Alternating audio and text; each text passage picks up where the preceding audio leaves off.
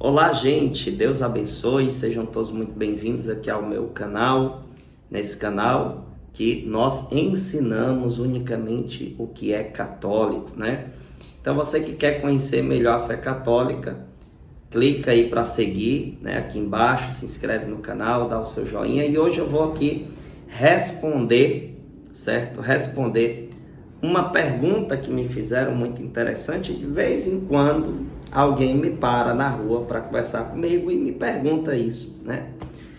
E a pergunta é a seguinte: Daniel, como você que rejeitava Maria quando você passou pelo protestantismo, passou a amá-la, né? Muitas pessoas me perguntam isso.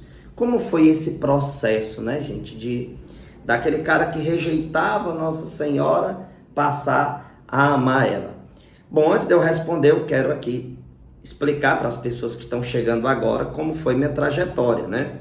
Eu comecei a minha caminhada na Igreja Católica, né? Eu tive um passado de muita perdição na igreja, então eu tive um encontro verdadeiro com Deus na Igreja Católica, especificamente na comunidade católica Shalom.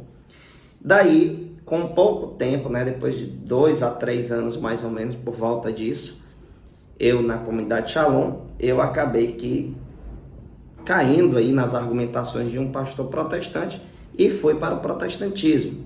Passei um tempo no protestantismo, fui estudar a doutrina da Igreja Católica e voltei para a Igreja Católica, né? Então, assim, foi uma batalha muito grande, né, de descobertas. Então, assim, teve um momento, para vocês terem ideia, que eu disse assim, eu vou estudar o máximo de religiões possível para mim poder entender qual é a verdadeira religião. É tanto que até hoje eu tenho um livro espírita, eu tenho um livro dos mormons, eu tenho Testemunhos de Jeová, tenho muito conteúdo aqui de Adventista do Sétimo Dia, porque eu já li muita coisa. E eu sempre tive essa honestidade de pensar assim, poxa, se eu quero argumentar sobre o Espiritismo, eu não posso estudar o Espiritismo apenas por livros que refutam o Espiritismo. Eu preciso ver o conteúdo deles para me poder realmente fazer uma análise honesta da coisa. Então, foi justamente esse princípio de pensamento, esse ponto de partida, que me fez ter a certeza que a Igreja Católica é a verdadeira. Espera aí um minutinho, não sai do vídeo, certo? Para me apresentar a vocês os meus e-books em resposta aos ataques protestantes, certo? Esse é o Verdade Inabalável 1. Vê só esse conteúdo, gente. São 4 e-books, certo? Cada um estou apresentando aqui. Qualquer coisa, dá um pause para você poder ver o conteúdo direitinho desse material. E-book 1, aqui, e-book 2, e-book 3 e e-book 4, certo?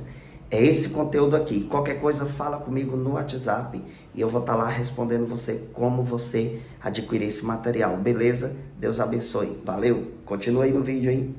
E que a interpretação dos santos da Igreja Católica, essas interpretações são mais confiáveis do que as interpretações dos espíritas, do povo do candomblé, dos protestantes, enfim, dos Testemunhos de Jeová e dessas diversas seitas e religiões existentes.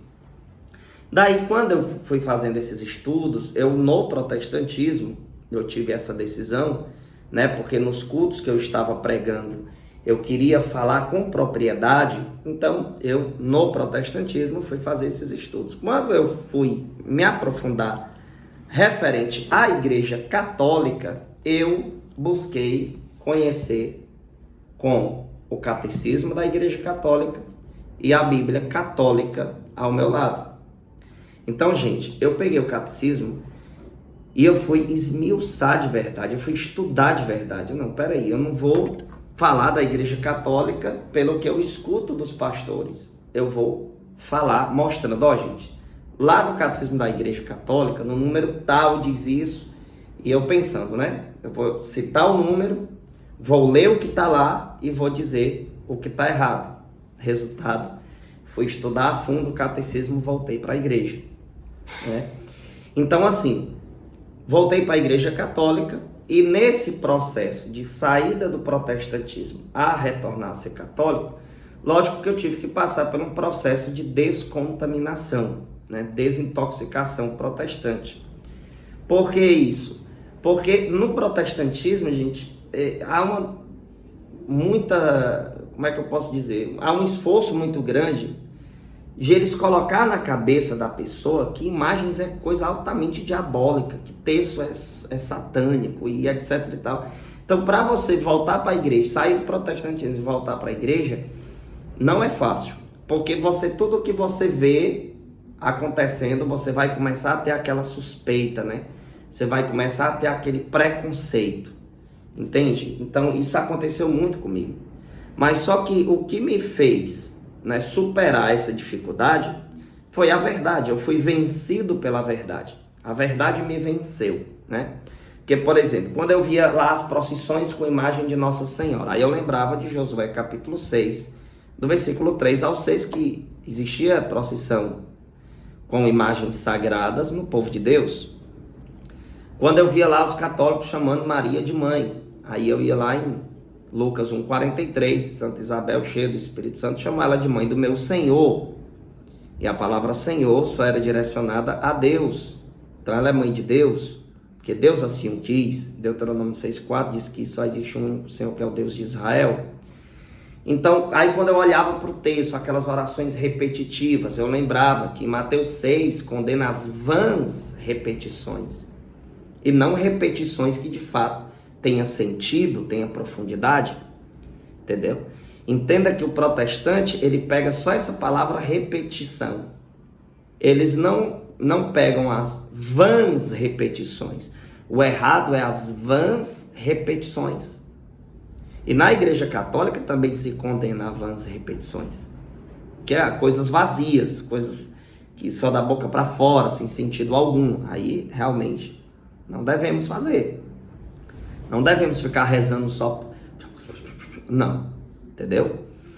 Então, eu comecei a entender que condena vãs repetições, mas se for repetições que tenha sentido, que tenha riqueza espiritual, que tenha meditação, então não é errado. Então veja que todos esses detalhes eu precisei ter esforço para me entender o pensamento católico. O problema dos protestantes é que eles não querem entender o pensamento católico. Não.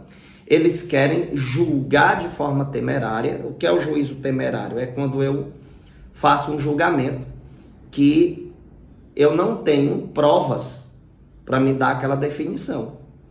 Ou seja, é o julgar a intenção das pessoas. É o querer dizer que, não, o que ele está fazendo ali é a adoração.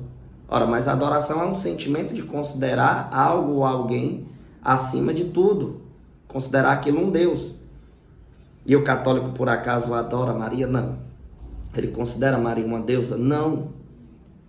Então, veja, eu precisei ter essa honestidade, esse esforço de realmente analisar o pensamento católico.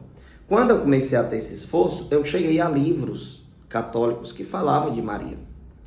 E eu pensava assim, nossa gente, eu vou acreditar na interpretação dos pastores ou dos santos da igreja. Aí eu comecei a pensar e a aplicar uma lógica nisso. A igreja, desde a época de Cristo, existe. Aí chega as seitas protestantes depois de muito tempo e vem dizer que está com a verdade. Vem dizer que argumenta o que é verdadeiro. Veja, eu comecei então a ter o entendimento da visão dos santos a partir do momento que eu realmente decidi estudar sobre a opinião católica sobre Maria.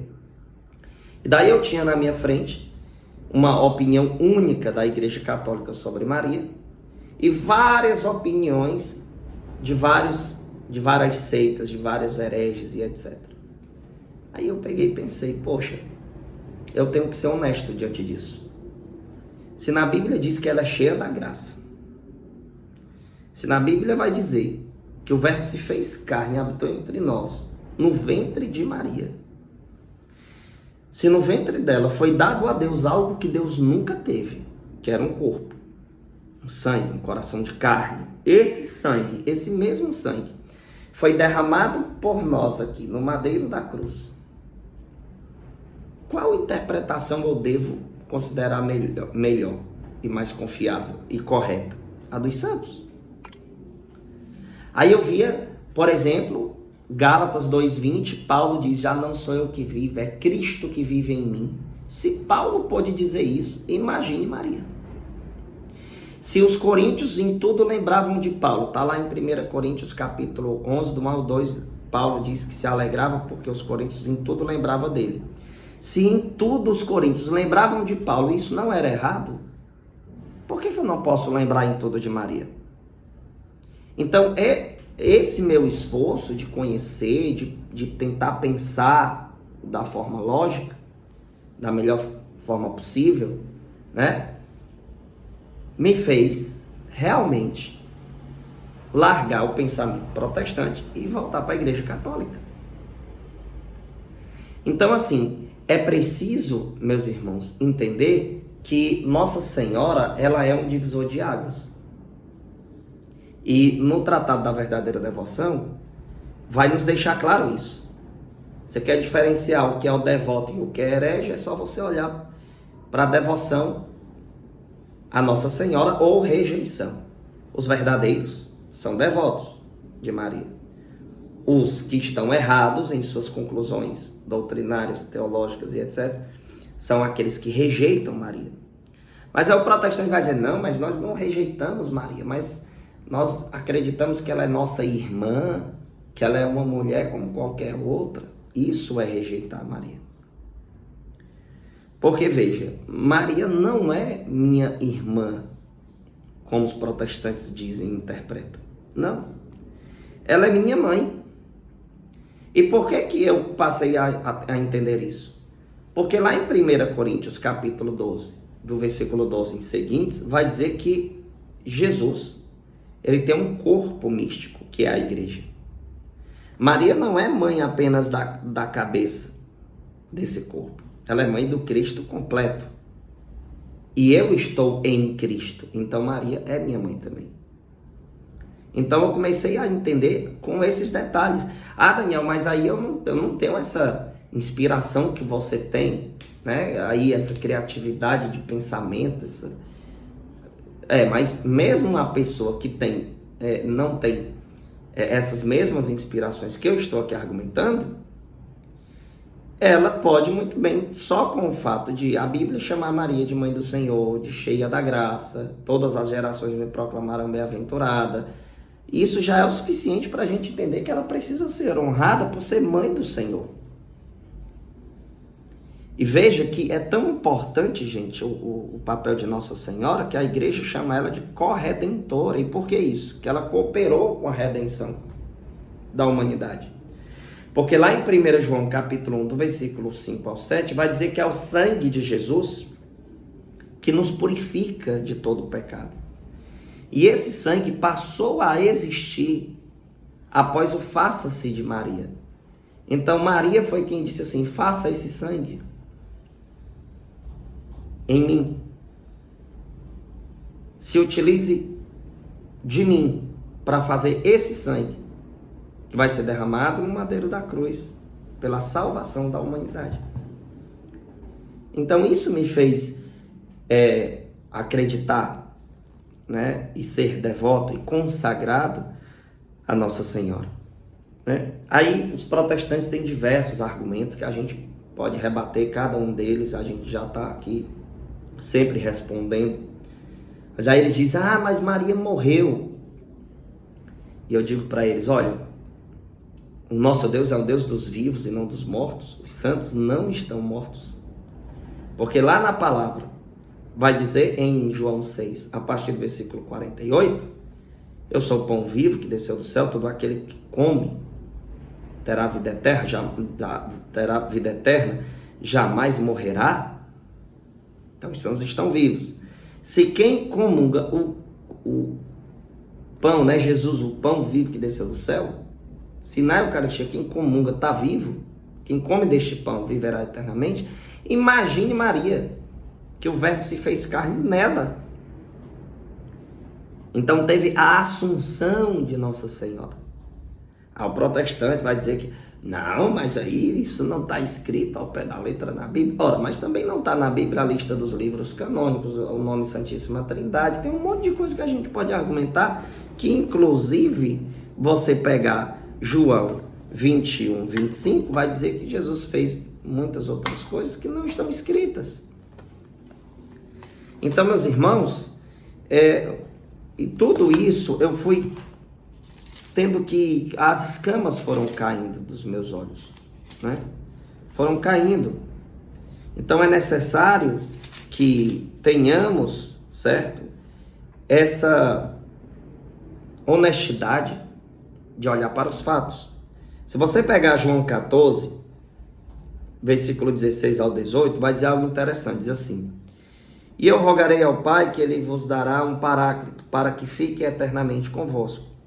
E o Espírito da verdade, que o mundo não pode receber, porque não o vê nem o conhece, mas vós o conhecereis, porque permanecerá convosco e estará em vós. Não vos deixarei órfãos, voltarei a vós. Então existe a vinda do Espírito Santo. Mas preste atenção no detalhe.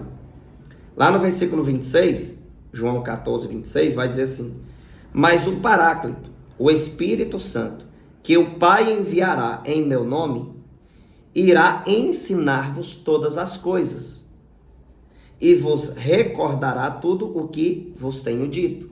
Veja que o Espírito Santo ia nos ensinar todas as coisas e iria nos recordar as que já tinham sido ensinadas. Ou seja, você pega a Bíblia, está aqui, foi ensinado, o Espírito Santo nos recorda. Mas teria outros ensinamentos que iriam vir no decorrer do tempo.